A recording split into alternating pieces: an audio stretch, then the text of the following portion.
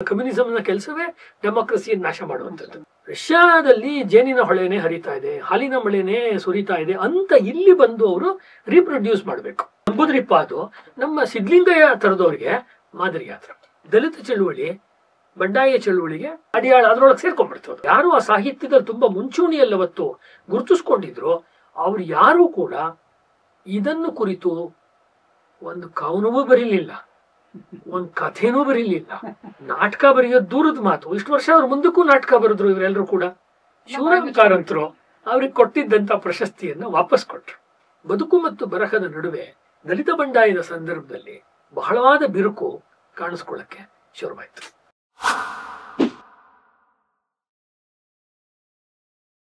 ಆತ್ಮೀಯರೇ, ಹೃತ್ಪೂರ್ವಕವಾದಂತಹ ಸ್ವಾಗತ ಹಾಗೂ ನಮಸ್ಕಾರ.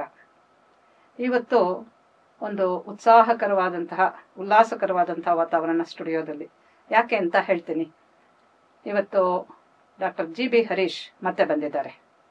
ಜಿ.ಬಿ. ಹರೀಶ್ ಲೀಲಾಜಾಲದಲ್ಲಿ ಹಿಂದೆ ಅನೇಕ ವಿಚಾರಗಳನ್ನು ಕುರಿತು ಮಾತಾಡಿದ್ದಾರೆ. ಅವೆಲ್ಲ ಅನೇಕ ಸಾವಿರ ದೃಶ್ಯಗಳನ್ನು, ವ್ಯೂಸನ್ನು ಪಡ್ಕೊಂಡು ತುಂಬ ಜನಪ್ರಿಯವಾಗಿದೆ.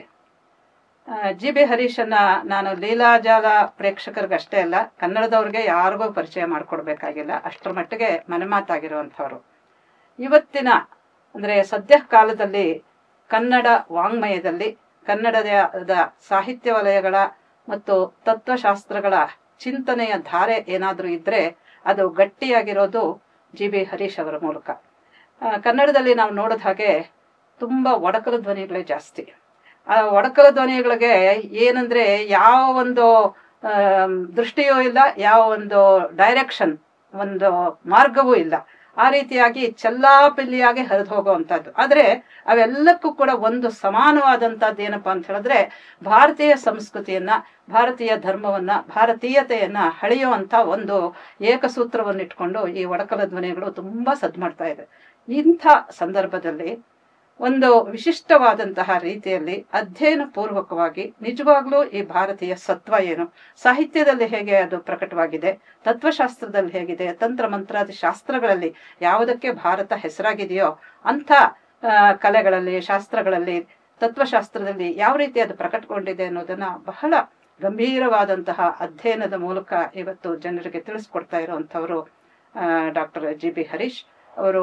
ಕೇವಲ ನಮ್ಮ ವೈದಿಕ ಸಾಹಿತ್ಯ ಅಷ್ಟೇ ಅಲ್ಲದ ಬೌದ್ಧ ಮತ್ತು ಜೈನ ಸಾಹಿತ್ಯಗಳು, ಆ ವಾಂಗ್ಮಯಗಳು, ಅದರ ತತ್ವಶಾಸ್ತ್ರದ ಪರಿಧಿಗಳು ಅವನ್ನೆಲ್ಲ ಪ್ರವೇಶಿಸಿ ತುಂಬಾ ಘನವಾದಂತಹ ರೀತಿಯಲ್ಲಿ ವಿಚಾರಗಳನ್ನು ಮಂಡನೆ ಮಾಡ್ತಾ ಇದ್ದಾರೆ. ಮೊದಲು ಡಾಕ್ಟರ್ ಜಿ.ಬಿ. ಹರೀಶನ್ನ ಬರಮಾಡ್ಕೊಳ್ತೇನೆ. ಸ್ವಾಗತ ಹರೀಶ್. ತುಂಬಾ ಸಂತೋಷ ನೀವು ಬಂದಿರೋದು. ಇನ್ನ ಹರೀಶ್ ವಿಚಾರದಲ್ಲಿ ಏನು ಹೇಳಬೇಕಾಗಿಲ್ಲ ಅಂದೆ, ಆದ್ರೆ ಹೇಳಬೇಕಾಗಿರುವಂತ ಒಂದು ವಿಷಯ ಏನಪ್ಪಾ ಅಂತ ಹೇಳಿದ್ರೆ, ಹಿಂದೆ ಬಂದಿದ್ದಕ್ಕೂ ಇವತ್ತಿಗೂ ಅವ್ರ ಮಧ್ಯದಲ್ಲಿ ಎಷ್ಟು ಪ್ರಶಸ್ತಿಗಳು ಬಂದಿದೆ ಅನ್ನೋದನ್ನ ಹೇಳಬೇಕು. ಯಾಕೆಂದ್ರೆ ಹರೀಶ್ಗೆ ಆಗಾಗ ಪ್ರಶಸ್ತಿಗಳು ಬರ್ತಾ ಇರುತ್ತೆ, ಬೇಕಾದಷ್ಟು ಬಂದಿದೆ. ಈಗಾಗಲೇ ರಾಷ್ಟ್ರೀಯ ಪ್ರಶಸ್ತಿ, ಬಾದರಾಯಣ ಪ್ರಶಸ್ತಿ ಬಂದಿತ್ತು ಅವರಿಗೆ. ಬಾದರಾಯಣ ವ್ಯಾಸ ಪ್ರಶಸ್ತಿ ಯುವಕರಿಗೆ ಕೊಡುವಂತಹದ್ದು ರಾಷ್ಟ್ರ ಮಟ್ಟದಲ್ಲಿ. ಇತ್ತೀಚೆಗೆ ಅವರಿಗೆ 2 ಪ್ರಶಸ್ತಿಗಳು ಬಂದಿದೆ. ನಿಜವಾಗ್ಲೂ ಹೆಸರಿಸಬಲ್ಲಂತಹ ಉತ್ತಮವಾದಂತಹ ಪ್ರಶಸ್ತಿಗಳು. ಒಂದು ಅಖಿಲ ಭಾರತೀಯ ಸಾಹಿತ್ಯ ಪರಿಷತ್ತು ಕೊಡಮಾಡುವಂತಹ ವಾಗ್ದೇವಿ ವಾಂಗ್ಮಯ ಪ್ರಶಸ್ತಿ, ಅದೊಂದು ವಾಗ್ದೇವಿ ವಿಲಾಸ್ನವರು ಕೊಡುವಂಥದ್ದು, ಅದೊಂದು ಬಂದಿದೆ. ಆ ಪ್ರಶಸ್ತಿ ಬಂದಿದೆ. ಅದಕ್ಕೋಸ್ಕರವಾಗಿ ಅವರಿಗೆ ಹೃತ್ಪೂರ್ವಕವಾದಂತಹ ಅಭಿನಂದನೆಗಳನ್ನು ತಿಳಿಸೋಣ. ಮತ್ತೊಂದು, ಈಗ ಕೆಲವೇ ದಿನಗಳ ಹಿಂದೆ ಮೈಸೂರಿನ ಸಾವರ್ಕರ್ ಸಾಹಿತ್ಯ ಪ್ರತಿಷ್ಠಾನದವರು ಸಾವರ್ಕರ್ ಪ್ರಶಸ್ತಿಯನ್ನು ಕೊಟ್ಟಿದ್ದಾರೆ. ಸಾವರ್ಕರ್ ಪ್ರಶಸ್ತಿ ಹರೀಶ್ ಕಲ್ದೆ ಇನ್ಯಾರಿಗೆ ಬರ್ಬೇಕಲ್ವೇ? ಅವರು ಸಾವರ್ಕರ್ ವಿಚಾರಧಾರೆಯನ್ನು ಕುರಿತು ಎಷ್ಟು ಕೆಲಸ ಮಾಡಿದ್ದಾರೆ, ಎಷ್ಟು ಪುಸ್ತಕಗಳು ಬರೆದಿದ್ದಾರೆ. ಅವರ ಹಿಂದುತ್ವ ಕನ್ನಡಕ್ಕೆ ಬಂದಾಗಲಿಂದ ಸಾವರ್ಕರ್ಗೂ ಹರೀಶ್ಗೂ ಒಂದು ತರ ಅವಿನಾಭಾವ ಸಂಬಂಧವನ್ನ ನಾವೇ ಕಲ್ಪಿಸೋದು ಬೇಕಾಗಿಲ್ಲ, ತಾನಾಗಿಯೇ ಏರ್ಪಟ್ಟಿದೆ.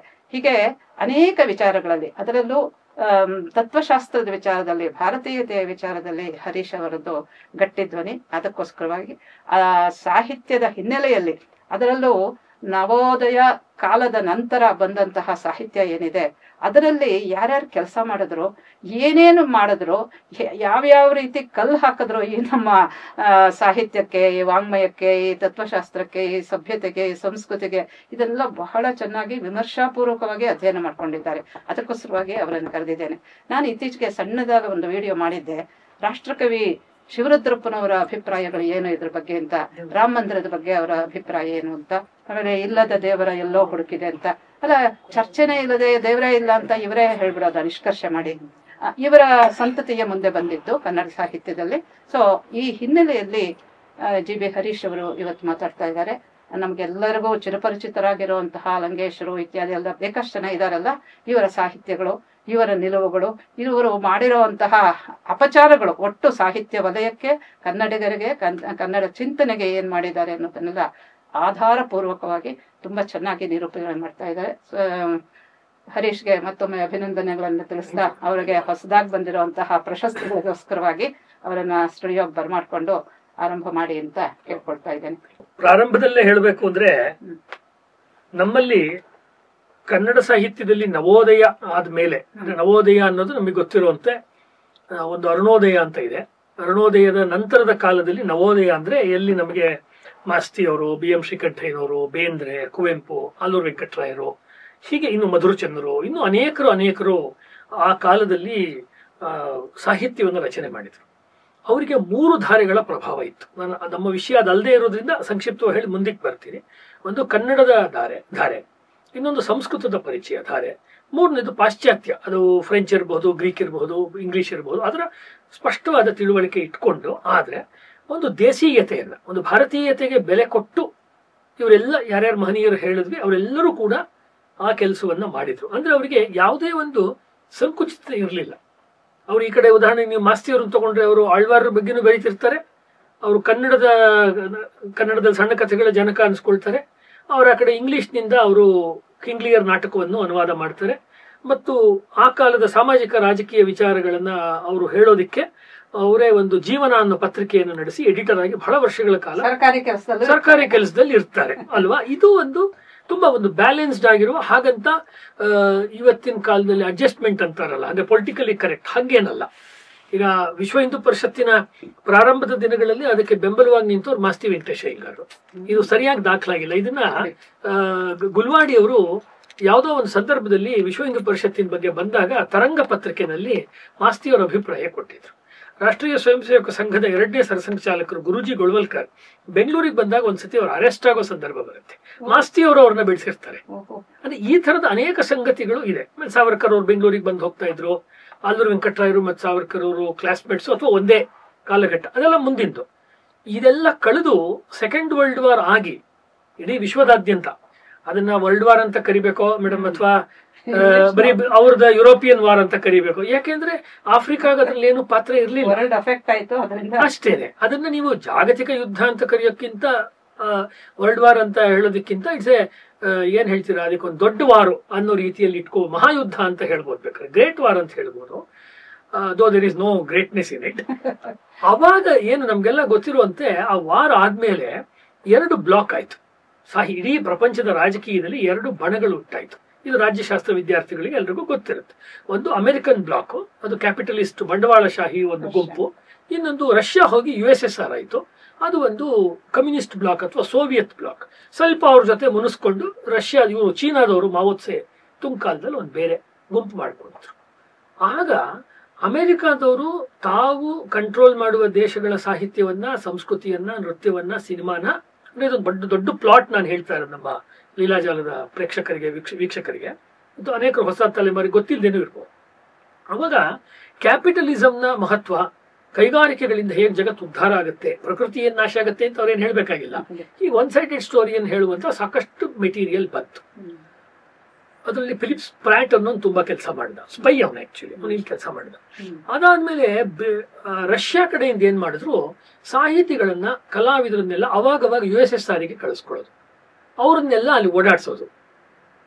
ಆವಾಗ ಅವರು ಅದ್ರ ಮೇಲೆ ಕವನಗಳನ್ನು ಬರೆಯೋದು, ಆಮೇಲೆ ಅದನ್ನ ಹೊಗಳೋದು, ಅಲ್ಲಿ ಎಷ್ಟು ಚೆನ್ನಾಗಿದೆ ಅದ್ ಮಾಡೋದು. ಇದನ್ನ ಮಾಡೋದಕ್ಕೆ ಅವ್ರು ಏನ್ ಮಾಡಿದ್ರು, ಒಂದು ಪ್ರೋಗ್ರೆಸಿವ್ ಅಂತ ಮೂವ್ಮೆಂಟ್ ಮಾಡಿದ್ರು. ಅಂದ್ರೆ ನಾವು ರಷ್ಯನ್ ಕಮ್ಯುನಿಸ್ಟ್ ಬ್ಲಾಕ್ ಹೇಳ್ತಾ ಇದೆಯಲ್ಲ, ಇದು ಪ್ರಗತಿಶೀಲ ವಿಚಾರಗಳು, ಅಂದ್ರೆ ಇದಲ್ಲದ್ದೆಲ್ಲ ಪ್ರಗತಿ ವಿರೋಧದ ವಿಚಾರಗಳು ಅನ್ನುವುದನ್ನ ಅವರು ಹೇಳಿದ್ರು. ಅಂತ ಸಂದರ್ಭದಲ್ಲಿ ಕೃಷ್ಣಚಂದರ್, ಆಮೇಲೆ ಹಿಂದಿನಲ್ಲಿ ಪ್ರೇಮ್ಚಂದ್, ಕರ್ನಾಟಕದಲ್ಲಿ ಬಸವರಾಜ್ ಕಟ್ಟಿಮನಿ, ನಿರಂಜನ, ಅನಾ ಕೃಷ್ಣರಾವ್ ಮತ್ತು ತರಾ ಸುಬ್ಬರಾವ್ ಇತ್ಯಾದಿ ಲೇಖಕರು, ಇನ್ನೂ ಕೆಲವರು ಇದ್ದಾರೆ, ಕುಮಾರ ವೆಂಕಣ್ಣ ಇತ್ಯಾದಿಗಳು. ಅವರೆಲ್ಲ ನಾವೆಲ್ಲ ಪ್ರಗತಿಶೀಲರು ಅಂತ. ಪ್ರಗತಿಶೀಲರು ಅಂದ್ರೇನು? ಸಾಹಿತ್ಯದಿಂದ ಸಮಾಜ ಉದ್ಧಾರ ಆಗುತ್ತೆ. ಅದು ನಾವು ಬರೆಯುವ ಕ್ರಾಂತಿಯ ಕಹಳೆ, ನಮ್ಮ ಕಾದಂಬರಿಗಳು ಕ್ರಾಂತಿಯ ಕಹಳೆ, ನಮ್ಮ ಕಥೆಗಳು ಕ್ರಾಂತಿ. ನಮ್ಮ ಕವನಗಳು ಹೆಚ್ಚು ಬರೀಲಿಲ್ಲ ಪ್ರಗತಿಶೀಲರು, ಹಿಂದಿಯಲ್ಲಿ ಬರ್ಕೊಂಡ್ರು, ಕನ್ನಡದಲ್ಲಿ ಕಮ್ಮಿ. ಕಾದಂಬರಿಕಾರರು ಸ್ವಲ್ಪ ಸಣ್ಣ ಕಥೆ ಇದನ್ನ ಮಾಡಿದ್ರು. ಅಲ್ಲವ್ರು ಏನ್ ಮಾಡಿದ್ರು, ಒಂದು ಪ್ರೋಗ್ರೆಸಿವ್ ಅನ್ನುವ ಒಂದು ವ್ಯೂ ಪಾಯಿಂಟ್ ಅನ್ನ ತರ್ತಾ ಹೋದ್ರು. ಅದು ಲೆನಿನ್, ಸ್ಟಾಲಿನ್ ಪ್ರೇರಿತ ಅಂತ ಇವ್ರಿಗೆ ಎಷ್ಟು ನೇರವಾಗಿ ಗೊತ್ತಿತ್ತೋ ಗೊತ್ತಿರ್ಲಿಲ್ವೋ. ಯಾಕೆಂದ್ರೆ ನಿರಂಜನರು ಹೆಚ್ಚು ಕಮ್ಯುನಿಸ್ಟ್ ಪಾರ್ಟಿ ಜೊತೆ ಗುರುತಿಸ್ಕೊಂಡ್ರು ಕೊನೆ ತನಕ, ಮತ್ತು ಬಸವರಾಜ್ ಕಟ್ಟಿಮನಿ ಕೂಡ ಕೊನೆ ತನಕ ಹಾಗೆ ಇದ್ರು. ಇವರಿಬ್ರು ಬದಲಾಗ್ಬಿಟ್ರು. ಯಾರು ಅನಾಕ್ರು ಮತ್ತು ತರಾಸು ಬದಲಾಗಿ ಹೆಚ್ಚು ಅವರು ವಿಜಯನಗರದ ಬಗ್ಗೆ ಅಥವಾ ಭಾರತೀಯ ಸಂಸ್ಕೃತಿಯ ಬಗ್ಗೆ, ನಚಿಕೇತನ್ ಬಗ್ಗೆ, ನಮ್ಮ ಚಿತ್ರದುರ್ಗದ ಬಗ್ಗೆ, ಇತಿಹಾಸದ ಕಡೆ ತಿರುಕೊಂಡು ತಮ್ಮ ದಾರಿಯನ್ನವರು ಬದಲಾಯಿಸ್ಕೊಂಡ್ರು. ಆದ್ರೆ ಪ್ರಗತಿಶೀಲ ಇದೆಯಲ್ಲ, ಇದೊಂಥರ ನಾವು ಪುರಾಣಗಳಲ್ಲಿ ಅರುಣ ಆದ್ಮೇಲೆ ಗರುಡ ಬರ್ತಾನಲ್ಲ, ಅದು ಒಳ್ಳೆ ಉದಾಹರಣೆ ಅಲ್ಲ, ಆದ್ರೆ ನಾನು ವಿಲೋಮ ಉದಾಹರಣೆ ಹೇಳ್ತಾ ಇದ್ದೀನಿ. ಒಂದು ಹೆಳವ ಅಂದ್ರೆ ಅದರಲ್ಲಿ ಯಾವ ಆಶಯಗಳನ್ನ ಅವ್ರು ಮಾಡಬೇಕು ಅಂತಿದ್ರು ಕಮ್ಯುನಿಸ್ಟ್ ಬ್ಲಾಕ್ನವರು, ಅದನ್ನ ಸಾಧಿಸುವುದಕ್ಕೆ ಅವ್ರ ಕಾಲವನ್ನ ಕಾಯ್ತಾ ಇದ್ರು. ಕಾಲ ಪಕ್ವ ಆಗಿರ್ಲಿಲ್ಲ. ಅಷ್ಟೊತ್ತಿಗೆ ಏನಾಯ್ತು, ನ್ಯಾಷನಲ್ ಲೆವೆಲ್ ಅಲ್ಲಿ ನೆಹರು ಕಾಲದಲ್ಲಿ ಮುಚ್ಚಿಟ್ಟಲ್ಪಟ್ಟಂತ ಅಂಬೇಡ್ಕರ್ ಅವರ, ಬಾಬಾ ಸಾಹೇಬ್ ಅಂಬೇಡ್ಕರ್ ಸಾಹಿತ್ಯ ಕೋರ್ಟ್ಗೆ ಹೋಯ್ತು. ಕೋರ್ಟಿಗೆ ಹೋದಾಗ ಅಂಬೇಡ್ಕರ್ ಅವರ ಎರಡನೇ ಪತ್ನಿ ಸವಿತಾ ಅಂಬೇಡ್ಕರ್ ಅವರು ಮತ್ತು ಅವರ ಮೊದಲನೇ ಪತ್ನಿಯವರಿಂದ, ರಮಾಬಾಯಿ ಅವರಿಂದ ಬಂದಂತ ಮಗ, ಹುಟ್ಟಿದಂತ ಮಗ, ಅವರಿಬ್ಬರ ನಡುವೆ ಕೋರ್ಟ್ ಅಲ್ಲಿ ತಗಾದೆ ಆಗಿ ಆ ಪುಸ್ತಕ ಅದುವರೆಗೂ ಪಬ್ಲಿಕ್ ಸಿಗ್ತಿರ್ಲಿಲ್ಲ. ಕಾಪಿ ರೈಟ್ಗೆ ಯಾರಿಗದು ಸೇರ್ಬೇಕು, ಅಷ್ಟೊತ್ತಿಗೆ ಅದು ಪೆಟ್ಟಿಗೆಯಲ್ಲಿಟ್ಟು ಹುಳ ಹತ್ತಿ ಬೇಕಾದಷ್ಟು ಪುಸ್ತಕಗಳು ನಷ್ಟ ಆಗಿತ್ತು. ಕೊನೆ ಕೋರ್ಟು ಇದನ್ನ ಪ್ರಕಟ ಮಾಡಬಹುದು ಅಂತ ಆಯ್ತು. ವಸಂತ್ ಮೂನನ್ ಅವರ ನೇತೃತ್ವದಲ್ಲಿ ಪ್ರಥಮ ಬಾರಿಗೆ ಮಹಾರಾಷ್ಟ್ರದಲ್ಲಿ ಅವೆಲ್ಲವೂ ಕೂಡ ಸರ್ಕಾರದ ವತಿಯಿಂದನೇ ಬಂತು. ಇದು ಅದುವರೆಗೂ ಅಂಬೇಡ್ಕರ್ ವಿಚಾರವನ್ನ ಕಾಪಾಡಿಕೊಂಡು ಬಂದಿದ್ದವರು, ಅವರಿಗೆ ಸಂಬಂಧಪಟ್ಟಂತಹ ರಿಪಬ್ಲಿಕನ್ ಪಾರ್ಟಿ ಆಫ್ ಇಂಡಿಯಾದವರು. ಅಲ್ಲಿಂದ ಇಡೀ ಚಳವಳಿ ದಲಿತ್ ಪ್ಯಾಂಥರ್ಸ್ಗೆ ಶಿಫ್ಟ್ ಆಯ್ತು. ಅಂದ್ರೆ ಇದು ಒಂಥರ ಬೆಣ್ಣೆ ಬಂತಲ್ಲ, ಅವಾಗ ಅದನ್ನ ತಗೊಳ್ಳೋದಕ್ಕೆ ಇನ್ನೊಂದು ವ್ಯತ್ಯಾಸ ಬಂತು. ಕಡ್ದವ್ರು ಯಾರೋ ಮಜ್ಜಿಗೆ, ಬೆಣ್ಣೆ ತಗೊಂಡವ್ರು. ದಲಿತ್ ಪ್ಯಾಂಥರ್ಸ್ನವರು ಆದ್ರೂ ಪರವಾಗಿಲ್ಲ, ಅವರು ಸಾಮಾಜಿಕವಾದ ದಲಿತ ಚಳವಳಿ ಮತ್ತು ಅದನ್ನು ಮಾಡುವುದಕ್ಕಾಗಿ ಸಾಹಿತ್ಯಿಕವಾದ ದಲಿತ ಚಳವಳಿ, ಅಂದ್ರೆ ಒಂದು ಒಂದು ಸೋಷಿಯಲ್ ಮೂವ್ಮೆಂಟ್ ಜೊತೆಗೆ ಒಂದು ಲಿಟರರಿ ಮೂವ್ಮೆಂಟ್ ಅಂತ ಶುರು ಮಾಡಿಕೊಟ್ರು. ಇದರ ಪ್ರಭಾವ ಕರ್ನಾಟಕದಲ್ಲಿ ಬಿ ಕೃಷ್ಣಪ್ಪನವ್ರ ಮೇಲೆ ಆಯ್ತು. ಬಿ ಕೃಷ್ಣಪ್ಪನವರು ಇದನ್ನ ಬೆಳೆಸಿದ್ರು. ಈಗಲೂ ಕೂಡ ಅವರು ಶ್ರೀಮತಿ ಇಂದಿರಾ ಕೃಷ್ಣಪ್ಪನವರು ಇದ್ದಾರೆ, ತುಂಬಾ ಪ್ರಾಮಾಣಿಕ ಸಜ್ಜನರು.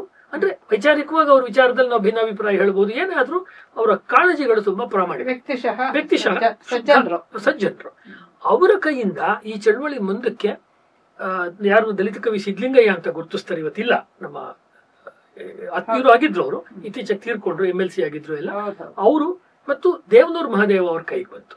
ಆ ಸಂದರ್ಭದಲ್ಲಿ ಆದಂತ ಒಂದು ಮುಖ್ಯವಾದ ವ್ಯತ್ಯಾಸ ಅಂದ್ರೆ ಚಳುವಳಿಯ ಅಂಶಗಳು ಕಡಿಮೆ ಆಗ್ತಾ ಆಗ್ತಾ ಕ್ರಮೇಣ ಸಾಹಿತ್ಯ ಕೃತಿ ಅಂದ್ರೆ ನವ್ಯರಂತೆ ಬರೆಯುವುದು, ಅಂದ್ರೆ ಅನಂತಮೂರ್ತಿ, ಅಡಿಗರು ಅಥವಾ ಹಿಂದೆ ರಾಮಚಂದ್ರ ಶರ್ಮಾ ಅವರಂತೆ ಮತ್ತು ಅವರಿಗಿಂತ ಭಿನ್ನವಾಗಿ ಬರೆಯೋದು. ಈ ಒಂದು ಪ್ರಕ್ರಿಯೆ ಶುರುವಾಗಿ ಸಾಮಾಜಿಕ ಚಳುವಳಿ ಕಡಿಮೆ ಆಗ್ತಾ ಸಾಹಿತ್ಯಿಕ ಚಳುವಳಿ ಮಾತ್ರ ಆಯ್ತು. ಯಾಕೆ ನಾನು ಹೇಳ್ತಾ ಇದ್ದೀನಿ ಅಂದ್ರೆ, ನಾವು ಈ ಕಾರ್ಯಕ್ರಮನ ಅಥವಾ ಇದನ್ನ 2025ರಲ್ಲಿ ಮಾಡ್ತಾ ಇದೀವಿ. ಕರೆಕ್ಟ್ 50 ವರ್ಷದ ಹಿಂದೆ ಇದು ನಡೆದಿದ್ದು, ಅದರದ್ದು ಒಂದು ಅವಲೋಕನ ಆದಂಗಾಗತ್ತೆ. ಈ ಸಂದರ್ಭದಲ್ಲಿ ಏನಾಯ್ತು, ಇಕ್ಕಿರ್ಲ ಒದಿರ್ಲ, ಈ ನನ್ನ ಮಕ್ಕಳು ಚರ್ಮ ಎಬ್ಬರ್ಲ ಅಂತ ಮಾಡಿದ್ರಲ್ಲ, ಇವ್ರು ಯಾರು ಜನ? ನಮ್ಮ ಹಿಂದೂ ಸಮಾಜ ಜನಗಳೇ. ಸಮಾಜದಲ್ಲಿ ಪರಿವರ್ತನೆ ಆಗ್ಬೇಕು ಅಂತ ಹೊರಟು ಅಂತರ್ಜಾತೀಯ ವಿವಾಹಗಳನ್ನು ಮಾಡೋದು, ಕುವೆಂಪು ಅವರ ಮಾದರಿಯ ಏನ್ ಹೇಳ್ತೀರಾ ಅದಕ್ಕೊಂದು ಸರಳವಾದ ವಿವಾಹಗಳನ್ನು, ಮಂತ್ರಮಾಂಗಲ್ಯ ವಿವಾಹಗಳನ್ನು ಮಾಡೋದು ಇತ್ಯಾದಿಗಳನ್ನು ಶುರು ಮಾಡಿದ್ರು. ಯಾವಾಗ ದಲಿತ ಚಳವಳಿ ಚೆನ್ನಾಗಿ ಬೆಳೆಯುತ್ತೆ ಅಂತ ಆಯ್ತೋ, ಇದಕ್ಕೊಂದು ಪೊಟೆನ್ಶಿಯಲ್ ಐಡಿಯಾಲಜಿ ಇದೆ ಅಂತ ಗೊತ್ತಾಯ್ತೋ, ಆಗ ಶ್ರೀಯುತ ಪ್ರೊಫೆಸರ್ ಚಂದ್ರಶೇಖರ್ ಪಾಟೀಲರು ಮತ್ತು ಪ್ರೊಫೆಸರ್ ಬರ್ಗೂರು ರಾಮಚಂದ್ರಪ್ಪನವರು ಬಂಡಾಯದ ಇನ್ನೊಂದು ಕಾನ್ಸೆಪ್ಟ್ ತಗೊಂಡು ಬಂದು ದಲಿತ ಚಳವಳಿ ಜೊತೆ ಮರ್ಜ್ ಮಾಡಿದ್ರು. ಹೀಗಾಗಿ ಇದನ್ನ ದಲಿತ ಬಂಡಾಯ ಚಳವಳಿ ಅಂತ ಹೇಳೋದಿಕ್ಕೆ ಶುರು ಮಾಡಿದ್ರು. ದಲಿತ ಚಳವಳಿ ಆಶಯಗಳು ಅಂಬೇಡ್ಕರ್ ಆಶಯಗಳು, ಬಾಬಾ ಸಾಹೇಬ್ರ ಆಶಯಗಳು. ಇದರ ಆಶಯಗಳಲ್ಲಿ ಮಾರ್ಕ್ಸು, ಲೆನಿನ್ನು, ಅದಕ್ಕೆ ಹೇಳಿದ್ದು ಪ್ರಗತಿಶೀಲರದ್ದು ಅರ್ಧ ನಿಂತಿತ್ತಲ್ಲ ಕೆಲಸ, ಒಂದ್ ರೀತಿ ಅದರ ಮುಂದುವರಿಕೆಯನ್ನ ಇಲ್ಲಿ ಮಾಡೋದಿಕ್ಕೆ ಶುರು ಮಾಡಿ, ಯಾವ ಡಾಕ್ಟರ್ ಬಾಬಾ ಸಾಹೇಬ್ ಅಂಬೇಡ್ಕರ್ ಬುದ್ಧ ಅಥವಾ ಕಾಲ್ ಮಾರ್ಕ್ಸ್ ಅಂತ ಪುಸ್ತಕ ಬರೆದು ಅವರಿಬ್ಬರಿಗೂ ಹೊಂದಲ್ಲ. ಬುದ್ಧನ ದಾರಿ ಶಾಂತಿಯ ದಾರಿ, ಪ್ರಜ್ಞೆಯ ದಾರಿ, ಕಾಲ್ ಮಾರ್ಕ್ಸ್ ಸಂಘರ್ಷದ ದಾರಿ ಅಂತ ಸ್ಪಷ್ಟವಾಗಿ ಹೇಳಿದ್ರು. ಭಾರತಕ್ಕೆ ಕಮ್ಯುನಿಸಂ ಮಾಡಿಸಿದ್ದಲ್ಲ ಅಂತ ಅವ್ರು ಬಹಳ ಪಾರ್ಲಿಮೆಂಟ್ ಅಲ್ಲೂ ಹೇಳಿದ್ರು, ಹೊರಗಡೆನೂ ಹೇಳಿದ್ರು. ರಷ್ಯಾ ಬಗ್ಗೆ ಚೀನಾ ಬಗ್ಗೆ ಎಚ್ಚರಿಕೆ ಕೊಟ್ಟಿದ್ರು ಸಮಾಜಕ್ಕೆ. ಅಂಥ ಒಬ್ಬ ದೊಡ್ಡ ವ್ಯಕ್ತಿ ಅವರ ಹಿಂಬಾಲಕರು ಎಲ್ಲರೂ ಸೇರ್ಕೊಂಡ್ಬಿಟ್ಟು ಮಾರ್ಕ್ಸ್ವಾದವು ಮತ್ತು ಅಂಬೇಡ್ಕರ್ ವಾದವು ಒಟ್ಟೊಟ್ಟಿಗೆ ಹೋಗಬಹುದು ಅಂತ ಒಂದು ವಿಚಿತ್ರ ಮೈತ್ರಿಕೂಟ ನಡೀತು. ಇದರ ಮುಖವಾಣಿಯಾಗಿ ಬಂಡಾಯ. ಒಂದು ಪ್ರಶ್ನೆ, ಬಂಡಾಯ ಅಂದ್ರಲ್ಲ, ಯಾರ ಮೇಲೆ ಬಂಡಾಯ, ಯಾವುದ್ರ ಮೇಲೆ ಬಂಡಾಯ? ಬಂಡಾಯ ಅಂತ ಹೇಳಿದ್ರೆ ಸ್ಪಷ್ಟಪಡಿಸ್ಬಿಡಿ.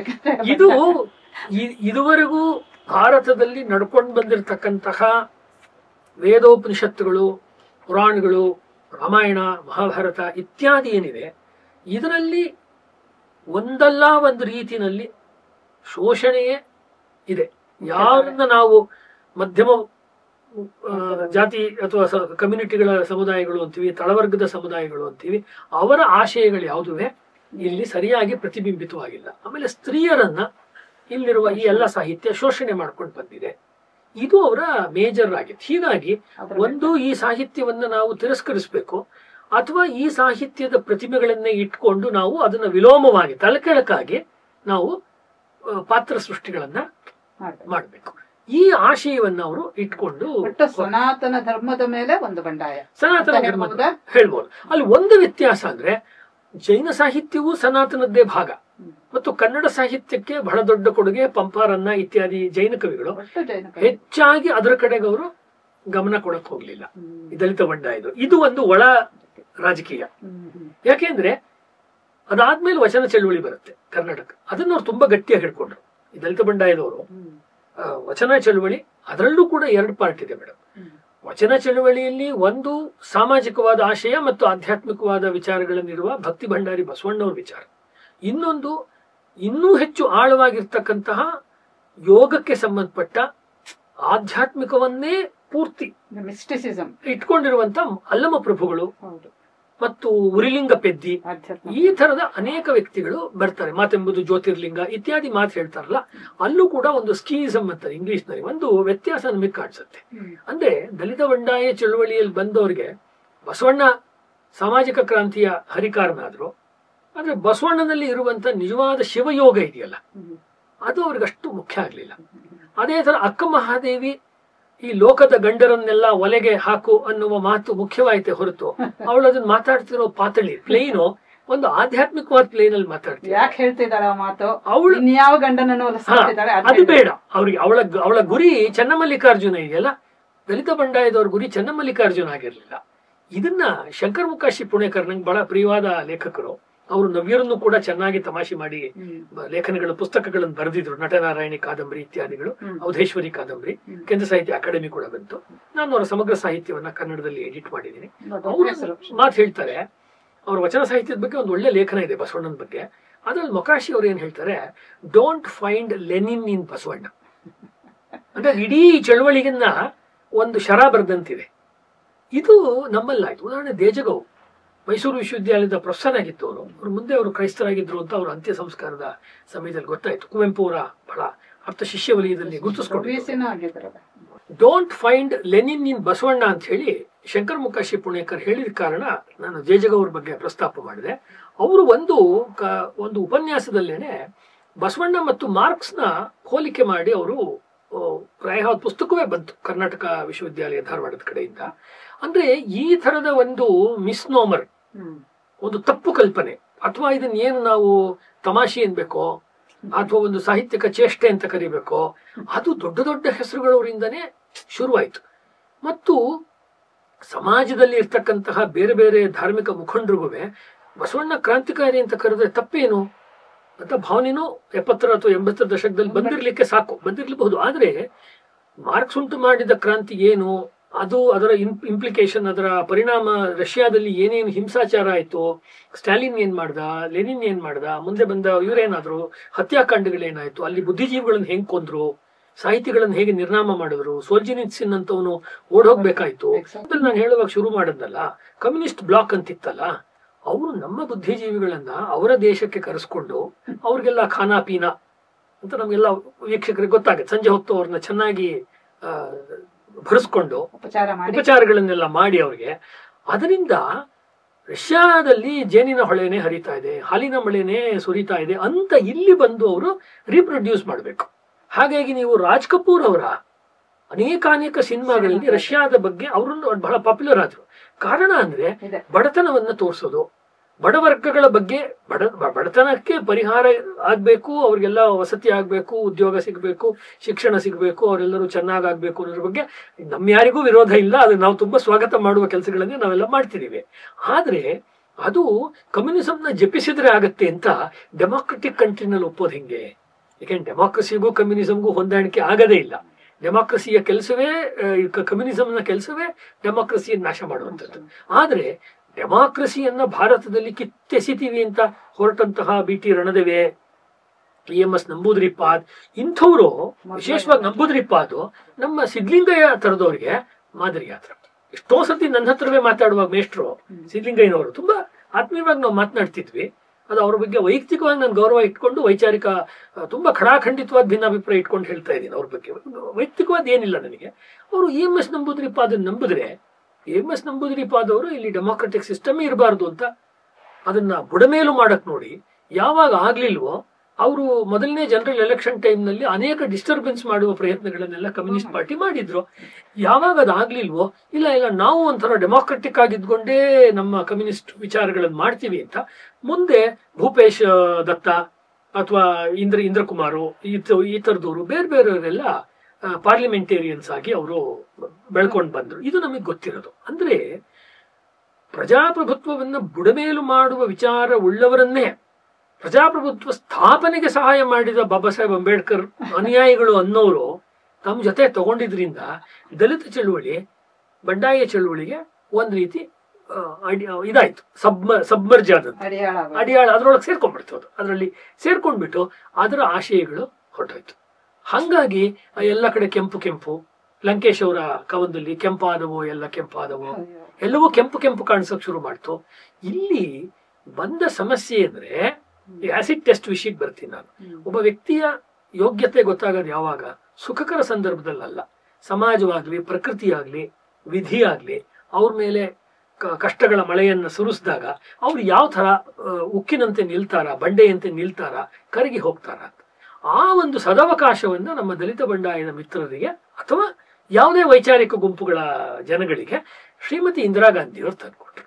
ಅದೇನೆ ಎಮರ್ಜೆನ್ಸಿ ಬಂದಾಗ ಈ ಯಾರ್ಯಾರು ದಲಿತ ಬಂಡಾಯ ಚಳುವಳಿಯಲ್ಲಿದ್ರು, ಚಂದ್ರಶೇಖರ್ ಪಾಟೀಲ್ರೇನೋ ಕೆಲವು ತಿಂಗಳು ಅವರು ಜೈಲಿಗೆ ಹೋಗಿ ಬಂದ್ರು, ಒಬ್ಬರನ್ನ ಬಿಟ್ರೆ ಅನಂತಮೂರ್ತಿ ಅವರಾಗ್ಲಿ, ಲಂಕೇಶ್ ಅವರಾಗ್ಲಿ, ಪೂರ್ಣಚಂದ್ರ ತೇಜಸ್ವಿ ಅವರಾಗ್ಲಿ, ಗಿರೀಶ್ ಕಾರ್ನಾಡ್ರಾಗ್ಲಿ, ಯಾರು ಆ ಸಾಹಿತ್ಯದಲ್ಲಿ ತುಂಬಾ ಮುಂಚೂಣಿಯಲ್ಲಿ ಅವತ್ತು ಗುರುತಿಸ್ಕೊಂಡಿದ್ರು, ಅವ್ರು ಯಾರೂ ಕೂಡ ಇದನ್ನು ಕುರಿತು ಒಂದು ಕವನವೂ ಬರೀಲಿಲ್ಲ, ಒಂದ್ ಕಥೆನೂ ಬರೀಲಿಲ್ಲ. ನಾಟಕ ಬರೆಯೋದು ದೂರದ ಮಾತು. ಇಷ್ಟು ವರ್ಷ ಅವ್ರು ಮುಂದಕ್ಕೂ ನಾಟಕ ಬರೆದ್ರು. ಇವರೆಲ್ಲರೂ ಕೂಡ ಸಂಕ್ರಾಂತಿ ಬರೆದ್ರು, ತಲೆದಂಡ ಬರೆದ್ರು, ತುಗಲಕ್ ಬರೆದ್ರು, ರಕ್ಕಸ್ತಂಗಡಿ ಬರೆದ್ರು, ಅಥವಾ ಅವ್ರ ಸಂಸ್ಕಾರ ಬರೆದ್ರು, ಅವಸ್ಥೆ ಬರೆದ್ರು, ಅಗ್ನಿ ಮತ್ತು ಮಳೆ ಬರೆದ್ರು. ಎಲ್ಲಿಯೂ ಇದರ ಪ್ರಸ್ತಾಪ ಇಲ್ಲ. ಅಂಜುಮಲ್ಲಿಗೆ ನಾಟಕ ಬರೆದ್ರು. ಅಂದ್ರೆ ಯಾವ ವ್ಯಾಲ್ಯೂಸ್ ನ ಇವರು ಎತ್ತಿಡಿತೀವಿ ಅಂತ ಮಾತನಾಡ್ತಾ ಇದ್ರು, ಅದಕ್ಕೆ ಕುಠಾರ, ಅದಕ್ಕೆ ಕೊಡ್ಲಿ ಏಟ್ ಕೊಡುವ ಸಂದರ್ಭವನ್ನು ಇಂದಿರಾ ಗಾಂಧಿ ಸ್ಪಷ್ಟವಾಗಿ ಮಾಡಿದಾಗ ಕರ್ನಾಟಕದಲ್ಲಿ ಶಿವರಾಮ್ ಕಾರಂತರು ಅವ್ರಿಗೆ ಕೊಟ್ಟಿದ್ದಂತ ಪ್ರಶಸ್ತಿಯನ್ನ ವಾಪಸ್ ಕೊಟ್ರು. ಕಾರಂತರೇ ತಮ್ಮನ್ನು ಎಂದು ಕಮ್ಯುನಿಸ್ಟ್ ಅಂತಾನೋ ಅಥವಾ ಪ್ರಗತಿಶೀಲ ಅಂತ ಕರ್ಕೊಂಡಿರ್ಲಿಲ್ಲ. ಅವರ ಜೀವನ ಮತ್ತು ಅವರ ಬದುಕು ಮತ್ತು ಬರಹ ಎರಡರಲ್ಲೂ ಬೀರ್ಕಿರ್ಲಿಲ್ಲ. ಅಂದ್ರೆ ನಾನು ಈ ಒಂದು ಕಾರ್ಯಕ್ರಮದಲ್ಲಿ ಹೇಳೋದಕ್ಕೆ ಪಡ್ತಿರೋದೇನಂದ್ರೆ ಬದುಕು ಮತ್ತು ಬರಹದ ನಡುವೆ ದಲಿತ ಬಂಡಾಯದ ಸಂದರ್ಭದಲ್ಲಿ ಬಹಳವಾದ ಬಿರುಕು ಕಾಣಿಸ್ಕೊಳ್ಳಕ್ಕೆ ಶುರುವಾಯ್ತು. ಇದು ನಮಗೆ ದೊಡ್ಡ ಸಮಸ್ಯೆ ಕಾಣಿಸ್ತು. ಹಾಗಾಗಿ ಎಮರ್ಜೆನ್ಸಿ ಸಮಯದಲ್ಲಿ ಸ್ನೇಹಲತಾ ರೆಡ್ಡಿ ಅವರು ಒಳಕ್ ಹೋದ್ರು. ಅವ್ರು ತುಂಬಾ ಅನ್ಯಾಯಗಳನ್ನು ಅನುಭವಿಸ್ಬೇಕಾಯ್ತು. ಅವ್ರು ತೀರ್ಕೊಂಡೇ ಬಿಟ್ರು. ಅವರು ಯಾರಾದ್ರೂ ಅವರ ಅಂತ್ಯವಾಯ್ತು, ಸಾಯಿಸಿದ್ರು. ಯಾರಾದ್ರೂ ಅವ್ರ ಬಗ್ಗೆ ಸಿನಿಮಾ ಮಾಡಿದ್ರ? ಯಾರಾದ್ರೂ ಅವ್ರ ಬಗ್ಗೆ ಒಂದು ಪೇಂಟಿಂಗ್ ಎಕ್ಸಿಬಿಷನ್ ಮಾಡಿದ್ರ? ಅವರೇ ಸಿನಿಮಾದವ್ರು. ಯಾಕೆ ಅಂದ್ರೆ ಎಷ್ಟು ಒಂದು ಸಂದರ್ಭ ಬಂದಾಗ ನುಣುಚಿಕೊಳ್ತಾರೆ, ಜಾಣ ಮಾತುಗಳನ್ನು ಆಡ್ತಾರೆ. ಇನ್ನು ಬೇಕಾದಷ್ಟು ಜನ, ಈಗ ಯಾರೋ ಬಾಳಾ ಸಾಹೇಬ್ ದೇವರಸ ತರದವರು, ಮತ್ತೊಬ್ರು, ಅವ್ರು ಭುಗಿಲು ಅಂತಲೇ ಪುಸ್ತಕ ಬಂತು. ಶೇಷಾದ್ರಿ ಅವರು ಅವರೆಲ್ಲ ಮಾಡಿದ್ರು. ಮತ್ತೆ ರೀಪ್ರಿಂಟ್ ಆಗ್ತಿದೆ. ಅವ್ರು ಜೈಲಿಗೆ ಹೋದ್ರು, ಮೀಸಾದಡಿ ಜೈಲಿಗೆ ಹೋದ್ರು, ಕಹಳೆ ಪತ್ರಿಕೆ ಮಾಡಿದ್ರು, ಇನ್ನೊಂದು ಪತ್ರಿಕೆ ಮಾಡಿದ್ರು, ಮನೆಗೆ ಹಂಚಿದ್ರು. ಮತ್ತೆ ತುಂಬಾ ಜನ ಪ್ರಾಣವನ್ನು ಕಳ್ಕೋಬೇಕಾಯ್ತು ಅಥವಾ ಅಂಗವಿಕಲತೆಯನ್ನು ಮಾಡ್ಕೋಬೇಕಾಯ್ತು. ಎಲ್ಲವೂ ಕೂಡ ದಾಖಲಾಯ್ತು. ಆಗೆಲ್ಲ ಇವ್ರು ಎಲ್ಲಿದ್ರು? ಇವ್ರು ಯಾವುದೋ ಸಿನಿಮಾ ತೆಕ್ಕೊಂಡು ಅಥವಾ ಕ್ಲಾಸ್ ರೂಮ್ಗಳಲ್ಲಿ ಪಾಠ ಮಾಡಿಕೊಂಡು ಆರಾಮಾಗಿದ್ರು. ಅಂದ್ರೆ ಯಾವ ವ್ಯಾಲ್ಯೂಸ್ನ ಮುಂದೆ ಬಂದ ರಾಮಜನ್ಮಭೂಮಿ ಚಳುವಳಿಯೋ ಅಥವಾ ಮತ್ತೊಂದು ಹಿಂದುತ್ವದ ಚಳುವಳಿಯೋ ನಾಶ ಮಾಡ್ಬಿಡ್ತಿದೆ ಡೆಮಾಕ್ರಸಿಯನ್ನ ಅಂತ ಇವ್ರು ಮುಂದೆ ಗಲಾಟೆ ಮಾಡ್ತಾರೆ. 88, 89, 90 ಅದ್ವಾನಿಯವರ ರಥಯಾತ್ರೆ ಸಮಯದಲ್ಲಿ ನೀವೆಲ್ಲ 75ರಿಂದ 77 ತನಕ ಎಲ್ಲಿ ಹೋಗಿದ್ರಿ? ಆ 18 ತಿಂಗಳು ತಮ್ಮ ಪಾತ್ರ ಏನಿತ್ತು ಸಮಾಜದಲ್ಲಿ ಅಂತ ನಾವು ಕೇಳಲೇಬೇಕು. They were very hale and healthy. ಇದು ಒಂದು ಪಾಯಿಂಟ್. ಇನ್ನೊಂದು ತುಂಬಾ ಮುಖ್ಯವಾಗಿ ಇಲ್ಲಿ ಆಗಿರುವಂತ ವಿಚಾರ ಅಂದ್ರೆ ಕನ್ನಡದ ಜನಮಾನಸದ ಮೇಲೆ ಬಹಳ ದೊಡ್ಡ ಪ್ರಭಾವವನ್ನು, ಯಾವುದೇ ರೀತಿಯ ಪ್ರಭಾವ ಇರಲಿ, ಅದನ್ನು ಬೀರ್ದವರು ಪಿ ಲಂಕೇಶ್ ಅವರು. ಅವರ ವಿಚಾರವನ್ನು ಕುರಿತು ವಿಮರ್ಶೆ ಮಾಡುವಾಗ 2 ಭಾಗ ಇದೆ. ಒಂದು ಅವರ ಪತ್ರಕರ್ತರಾಗಿ ಒಂದು ಕ್ರಿಯೇಟಿವ್ ರೈಟಿಂಗ್, ಅಂದ್ರೆ ನಾಟಕಗಳು, ಅವರ ಕಾದಂಬರಿ, ಕಥೆಗಳು, ಅದು ಒಂದು. ಎರಡನೇದು ಅವರು ಲಂಕೇಶ್ ಪತ್ರಿಕೆ ಮೂಲಕ ಪತ್ರಕರ್ತರಾಗಿ ಮಾಡಿದಂತಹ ಅವರ ಉಳಿದ ಬರವಣಿಗೆ, ಕೃತಿಕಾರರಾಗಿ ಪತ್ರಕರ್ತರು. ಈಗ ನನಗೆ ವಿಶೇಷವಾಗಿ ಕೃತಿಕಾರರಾಗಿ ನೋಡೋಕ್ಕಿಂತ ಈ ಸಂದರ್ಭದಲ್ಲಿ ಪತ್ರಕರ್ತರಾಗಿ ಅವರು ಲಂಕೇಶ್ ಪತ್ರಿಕೆಯನ್ನ ಆರಂಭ ಮಾಡಿದಾಗ